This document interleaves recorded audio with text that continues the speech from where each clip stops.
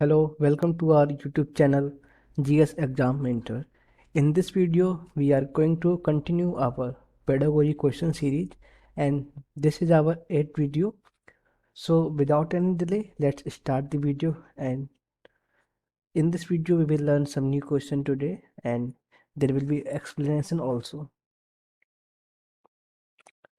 First question है, किस विद्वान ने सीखने के 5 चरण बताए? ऑप्शन देख लेते हैं। पहला ऑप्शन फ्रोवेल है, दूसरा प्लेटो, तीसरा हर्बर्ट और चौथा ऑप्शन है कम्युनियस। इन 4 ऑप्शन में जो तीसरा ऑप्शन है वो सही ऑप्शन है। हर्बर्ट ने 5 चरण बताए थे जो कि इस तरह से हैं। पहला चरण है प्रिपरेशन,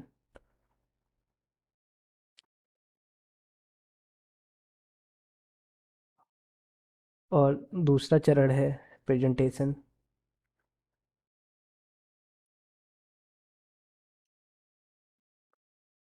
तीसरा चरण तीसरा चरण होता है कंपैरिजन,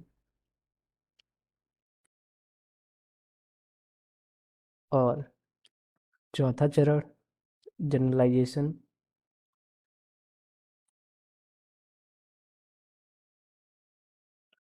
और जो पांचवा चरण होता है वो होता है एप्लीकेशन।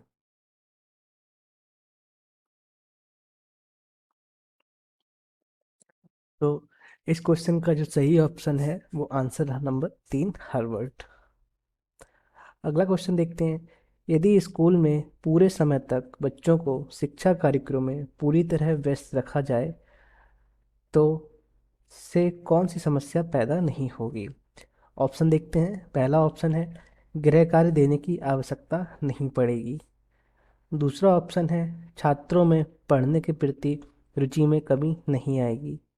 तीसरा ऑप्शन है अनुशासनहीनता नहीं पैदा होगी। चौथा ऑप्शन है छात्रों को स्कूल के बाद ट्यूशन पढ़ने की ज़रूरत नहीं होगी। तो इसका जो सही ऑप्शन है वो है ऑप्शन नंबर 3, अनुशासनहीनता नहीं होगी। अगला क्वेश्चन देखते हैं, शिक्षा के क्षेत्र में आप उपयुक्त एवं योग्य व्यक्तियों को किस प्रकार प्रेरित करेंगे?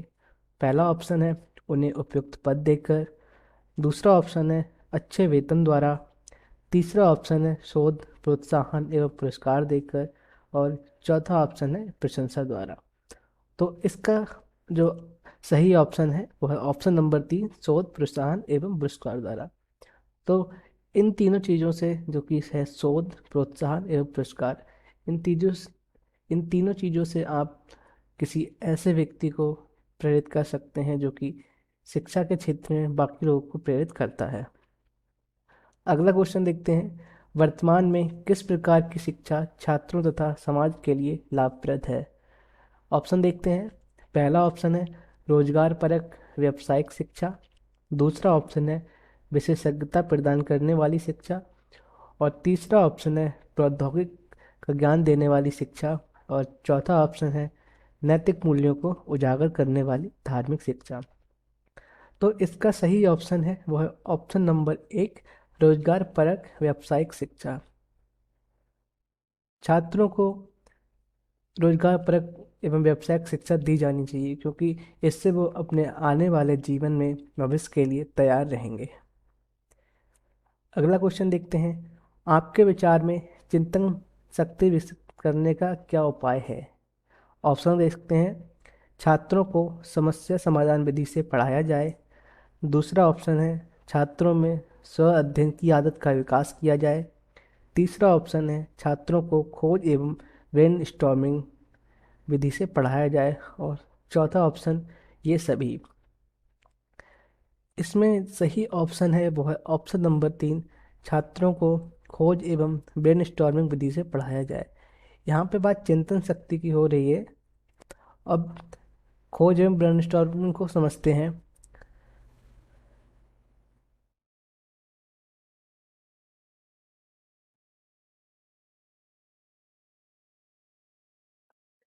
ब्रेनस्टॉर्मिंग में एक टीचर होता है, वो स्टूडेंट से कहता है कि आप अपने आइडियाज़ बताओ। इससे पहले टीचर क्लास में बच्चों के सामने एक प्रॉब्लम रखता है।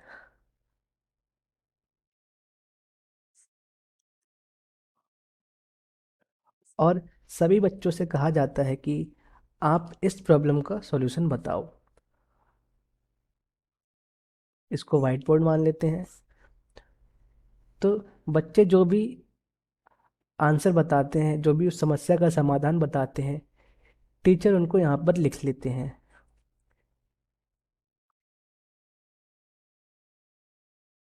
ऐसे पूरे क्लास के बच्चों से जो भी आंसर मिलता है उसको यहाँ पर लिख लेते हैं, और बाद में टीचर इन्हीं आंसरों में से पूरे क्लास को समझाते हैं कि क्या सही है और क्या हो सकता है, और इसमें क्या बेटर किया जा सकता है। तो इस तरह ब्रेनस्टॉर्मिंग की जाती है। अगला क्वेश्चन देखते हैं। आपके अनुसार प्रभावी संप्रेषण संभव हो सकता है? पहला ऑप्शन है आपके विस्तृत ज्ञान से, दूसरा ऑप्शन है जोर से बोलकर, तीसरा ऑप्शन है श्रोता के स्तर को जानकर, और चौथा ऑप्शन है आपके उचित शब्द प्रयोग से। तो इसका सही ऑप्शन है वह ऑप्शन नंबर 3, श्रोता के स्तर को जानकर। यहाँ पर एक नियम फॉलो होता है कि अगर आप किसी से बात कर रहे हैं या फिर किसी को आप कुछ समझाना चाहते हैं, पढ़ाना चाहते हैं, तो ज़रूरी है उसके ज्ञान का स्तर, जो कि पूर्व ज्ञान होता है, पूर्व ज्ञान उसको जांच लेना चाहिए। कि ऐसा ना हो कि आप बहुत ही हाई लेवल पे पढ़ाने लगें और उस इंसान को और बच्चों को बेसिक चीज़ें ना आती हों। तो हमें इस तरह से पढ़ाना चाहिए कि जो बच्चों का पूर्व ज्ञान है वो उससे लिंक हो सके। इस तरह से संप्रेषण की भी बात आती है, कम्युनिकेशन की बात आती है, वहाँ पर भी सेम चीज़ फॉलो होती है। आपका जो संप्रेषण है, कम्युनिकेशन है, तभी सक्सेसफुल हो पाएगा जब आपकी बात को सामने वाला या फिर श्रोता उसको समझ सके। और समझने के लिए ज़रूरी है कि श्रोता को पहले से कुछ उन चीज़ों का ज्ञान होना चाहिए। अगर उन चीज़ों का ज्ञान नहीं है तो फिर अगर आप संप्रेषण करते हैं तो आपको ध्यान रखना चाहिए कि श्रोता का जो ज्ञान का स्तर है, जो पूर्व ज्ञान है, क्या उससे आप लिंक करा पा रहे हैं। तो इस तरह से तीसरा ऑप्शन बिल्कुल सही है। अगला क्वेश्चन देखते हैं। शिक्षा के क्षेत्र में फ्रावेल का सबसे महत्वपूर्ण योगदान था। ऑप्शन देखते हैं। पहला ऑप्शन है पब्लिक स्कूल, दूसरा शिक्षा की प्रोजेक्ट विधि, तीसरा ऑप्शन है विकलांगों की शिक्षा, और चौथा ऑप्शन है किंडरगार्टन। इसका सही आंसर है वो है ऑप्शन नंबर 4, किंडरगार्टन। अब इनकी बात कर लेते हैं। फ्रोवेल थे वो जर्मन एडुकेटर थे।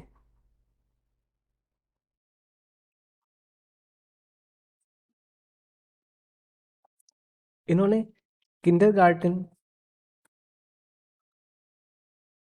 किंडरगार्टन मेथड का इन्होंने इन्वेंशन किया था।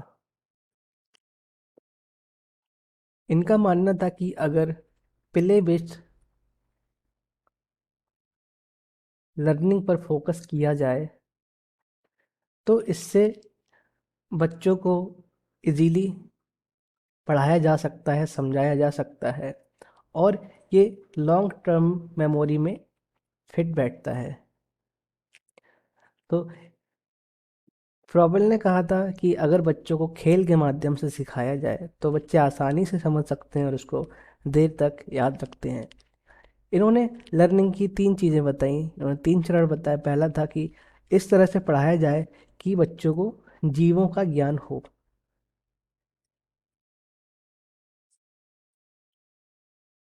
जीवों का ज्ञान, या फिर कह सकते हैं जीवों के रूपों का ज्ञान हो। दूसरा इन्होंने कहा कि गणित के रूप का ज्ञान, और तीसरा इन्होंने बताया सौंदर्य के रूप का ज्ञान।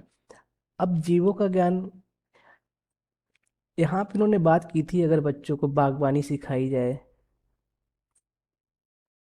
पेड़ पौधे के बारे में सिखाया जाए, कृषि के बारे में सिखाया जाए, तो बच्चे प्रकृति से कनेक्ट हो पाएंगे और जो जीव होते हैं, पेड़ पौधे होते हैं, जानवर होते हैं, उनको समझने लगते हैं। और दूसरा था गणित के रूप में। अब इन्होंने बताया कि बच्चों को इस तरह से खेल के माध्यम से पढ़ाया जाए कि जो गणित का रूप है, गणित के रूप है जोड़ घटाना, गुणा भाग, जो कि व्यवहारिक जीवन में आते हैं, उनको किस तरह से समझाया जाए। सौंदर्य की बात करते हैं तो सौंदर्य में उन्होंने बताया कि कला हो गया, डिजाइन हो गया, इस तरह की चीजें बच्चों को सिखानी चाहिए। अगला क्वेश्चन देखते हैं। जब छात्र अध्यापक द्वारा पूछे गए प्रश्नों का लिखित या मौखिक उत्तर देते हैं तो इससे छात्रों की कमजोरियों का पता चलता है, इससे उद्देश्य प्राप्ति करने में सहायता मिलती है, इससे अध्यापक की कमियों का पता चलता है, या ये सभी। इसमें चौथा ऑप्शन सही है, क्योंकि क्वेश्चन को हम फिर से अगर पढ़ें तो लिखा है कि छात्र अध्यापक द्वारा पूछे गए प्रश्नों का लिखित या मौखिक उत्तर देते हैं। अगर आप किसी छात्र से प्रश्न करते हैं और जो उत्तर मिलता है तो उस उत्तर से हम पता लगा सकते हैं कि छात्र ने कितना सीखा। क्या जो सीखा है उससे उद्देश्य की प्राप्ति हो रही है, या फिर कहीं ऐसा तो नहीं कि हमारी जो शिक्षण पद्धति है उसमें कहीं गलती रह गई है। तो इस तरह की चीज़ें हमें पता लगती हैं जब एक छात्र उत्तर देता है, इसलिए चौथा ऑप्शन बिल्कुल सही है। अगला क्वेश्चन देखते हैं। विद्यार्थियों में नेतृत्व के गुणों का विकास इसलिए किया जाता है क्योंकि वे व्यक्तित्व का विकास कर सकें। दूसरा ऑप्शन है मित्रता की भावना बढ़ा सकें। और तीसरा ऑप्शन है जनता को मूर्ख बना सकें। चौथा ऑप्शन है भविष्य में नेता बना सकें। जब बात विद्यार्थियों की होती है तो बात आती है पर्सनालिटी की, उनके व्यक्तित्व की। तो यहाँ पर जो पहला ऑप्शन है वो बिल्कुल सही है कि व्यक्तित्व का विकास कर सके। एक विद्यार्थी को अगर हम पढ़ाते हैं तो हम ये प्रिडिक्ट नहीं कर सकते कि वो फ्यूचर में चल के नेता ही बने।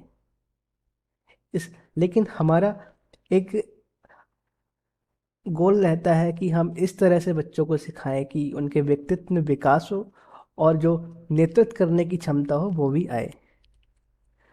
अगला क्वेश्चन देखते हैं। क्रियात्मक अनुसंधान का क्या उद्देश्य है? कि क्रियात्मक अनुसंधान का उद्देश्य है, पहला नवीन ज्ञान की खोज, दूसरा विद्यालय तथा कक्षा की शैक्षिक प्रणाली में सुधार लाना, तीसरा ऑप्शन है शिक्षक परिस्थितियों में व्यवहार विज्ञान का विकास करना, या फिर ये सभी। तो इसका जो सही ऑप्शन है वो है ऑप्शन नंबर 2, विद्यालय तथा कक्षा की शैक्षिक कार्य प्रणाली में सुधार लाना। क्रियात्मक अनुसंधान को एक्शन रिसर्च भी कहते हैं।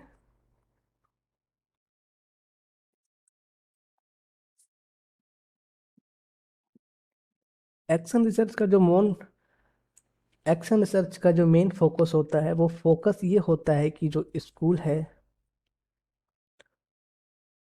उसका एडमिनिस्ट्रेशन किस तरह से हो रहा है, अच्छे से हो रहा है क्या, लर्निंग में जो चीज़ें रिक्वायर्ड हैं जैसे कि क्लास का एनवायरनमेंट हो गया, टीचर्स की ट्रेनिंग हो गई, या टीचर्स को कोई प्रॉब्लम आ रही है पढ़ाने में, या इस तरह की जो समस्याएं होती हैं, और कि जो विद्यालय में लर्निंग का लेवल है, जो टीचिंग का लेवल है वो किस तरह से उच्च किया जा सके। जब इन चीज़ों की बात आती है तब एक्शन रिसर्च की बात की जाती है। इसमें टीचर्स, ऑफिसर्स, या जो ऐसे पर्सन जो कि स्कूल एडमिनिस्ट्रेशन में सहायता करते हैं या फिर उसमें ज़रूरी होते हैं, उन चीज़ों का, उन लोगों का यहाँ पर एक एक्शन रिसर्च करने के लिए रिक्वायर्ड होता है। अगर आपको हमारी वीडियो पसंद आती है तो इसको लाइक कीजिए, कमेंट कीजिए, शेयर कीजिए और हमारे चैनल को सब्सक्राइब करना ना भूलिए। Thank you.